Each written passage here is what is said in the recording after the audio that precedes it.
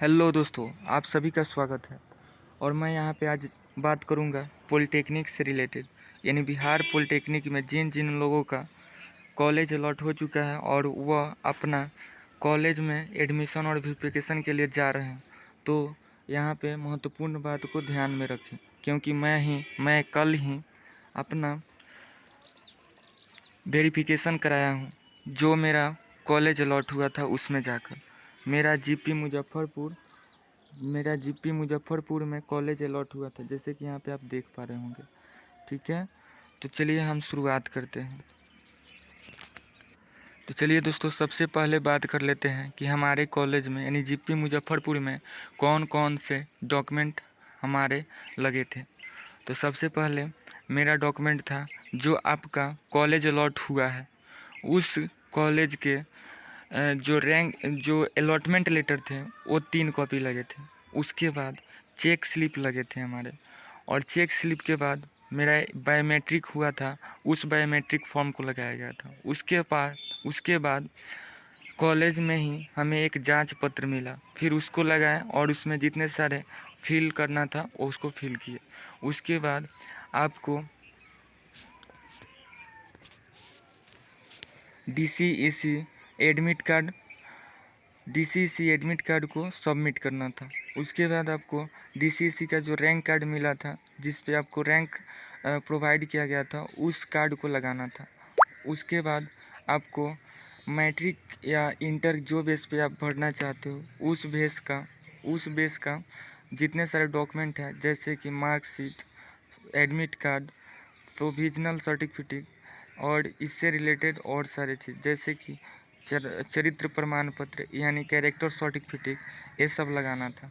तो चलो दोस्तों, आगे हम बात करते हैं जो अदर सर्टिफिकेट थे, जैसे कास्ट सर्टिफिकेट, रेसिडेंशियल सर्टिफिकेट, और इसके बाद थे आपके रेसिडेंशियल के बाद थे आपको स्किल लिविंग सर्टिफिकेट और इनकम सर्टिफिकेट। ठीक है, तो ये सब अगर आप कॉलेज में जा रहे हो अपना एडमिशन या वेरिफिकेशन कराने, तो ये सभी चीज़ को यानी सभी दस्तावेज़ों को लेकर आपको जाना होगा। उसके बाद हम बात करते हैं कि अगर आप कॉलेज में जा रहे हो तो अपने गार्जियन यानी माता पिता या भाई बहन जो भी है बड़े, उनको लेकर ही जाना है। क्योंकि जो मेरे कॉलेज था जीपी मुजफ्फरपुर, इसमें हमारे एक प्रोफेसर थे, उन्होंने मेरे वेरिफिकेशन को रुकवा दिया था केवल गार्जियन के चलते। तो मैं किसी तरह करके अपना वेरिफिकेशन कराया। वहाँ पे एक भैया थे, उनको पकड़ा और उनसे वेरिफिकेशन कराया।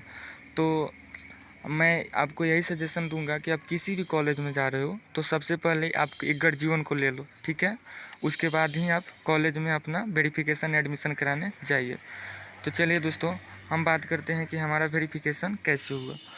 तो सबसे पहले मैं सभी जितने सारे डॉक्यूमेंट बताया हूँ उस सभी डॉक्यूमेंट को सबमिट किया और बायोमेट्रिक कराकर मैं अपने ब्रांच यानी मैकेनिकल ब्रांच में गया। तो वहाँ पे कुछ प्रोफेसर बैठे थे और उन्होंने ये बताया कि हाँ बाबू, इस तरह से आपको इस फॉर्म को फिलअप करना है।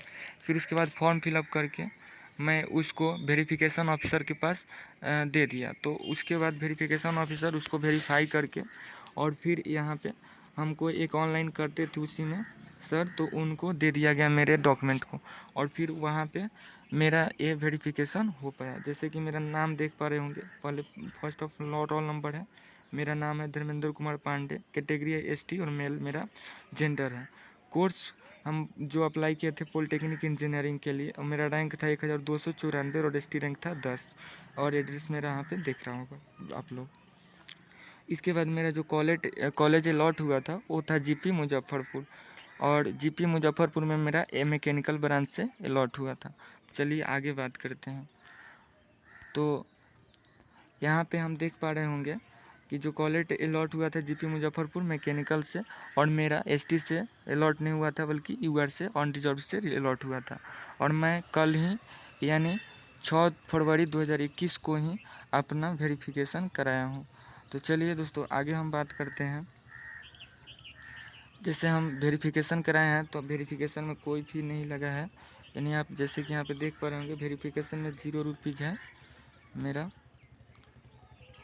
और फिर यहाँ पे फ़ी मोड बाई कैश वहाँ पे करना था, लेकिन फ़ी ही नहीं जमा किए तो क्या हो, वहाँ पे बाई कैश ही मतलब जमा होता है। कोई अदर से आपको ऑनलाइन करना की ज़रूरत नहीं पड़ेगी। चलिए तो आगे हम बात करते हैं। जैसे हमारा part A part B online जो एप्लीकेशन फॉर्म जब फॉर्म आप भरे होंगे उस समय साइबर कैफ़े वाला आपको पार्ट ए और पार्ट बी फॉर्म को दिए होंगे, जिस पे आपका फ़ोटो होगा और उसी से मिलता जुलता एक फ़ोटो लगाना होगा, और उसके बाद उसमें एक सिग्नेचर बॉक्स होता है, उसमें सिग्नेचर आपको करना होता है। फिर आपको मैट्रिक का 10th मार्कशीट देना होगा, फिर मैट्रिकुलेशन का डेट, पासिंग सर्टिफिकेट देना होगा। सब मेरा वेरीफाई है, यहाँ पे आप देख पा रहे होंगे। फिर इसके बाद DCSC एडमिट कार्ड, जैसे कि मैं आपको बता दिया हूँ, तो टाइम ना लेते हुए हम बता दें कि सब हमारा वेरीफाई हो चुका है। जैसे कि आप यहाँ पे नीचे देख पा रहे होंगे, ये मेरा सब वेरीफाई हो चुका है। चलिए तो आगे हम बात करते हैं। तो आगे यहाँ पे है हमारा कास्ट सर्टिफिकेट, जो ST का है वो भी वेरीफाई हो चुका है। और उसके बाद देख लेते हैं थोड़ा सा नीचे, तो यहाँ पे सिग्नेचर ऑफ एडमिशन इंचार्ज का भी सिग्नेचर हो चुका है, और मेरा यहाँ पे कैंडिडेट सिग्नेचर है, जो कि यहाँ पे देख पा रहे होंगे, धर्मेंद्र कुमार पांडे। और फिर नीचे हम थोड़ा सा स्क्रॉल करते हैं, तो यहाँ पे जो मेरे ये ऑनलाइन किए थे सर, उनका ये सिग्नेचर है। और यहाँ पे कल ही का डेट आप देख पा रहे होंगे, कल ही का डेट है, कल यानी 6/2/2021 का डेट है। ठीक है, तो आगे हम लोग, अगर आप चाहते हैं कि अगर वेरिफिकेशन कराने जाएं और आप अपना अच्छे तरह से, जिस तरह हर डॉक्यूमेंट ज़रूरी है आपका, उसी तरह से आपका पेरेंट्स की भी ज़रूरी है। जैसे कि आप यहाँ पे देख पा रहे होंगे, ये मेरे कॉलेज है GP मुजफ्फरपुर का क्लासरूम, इसी में मेरा बायोमेट्रिक हुआ था। ठीक है, तो धन्यवाद इस वीडियो को देखने के लिए, और थोड़ा सा भी कुछ आप सीखे होंगे इस वीडियो से तो एक शेयर ज़रूर कर दें। ठीक है, और पसंद आए तो लाइक भी कर दीजिएगा। थैंक यू, जय हिंद।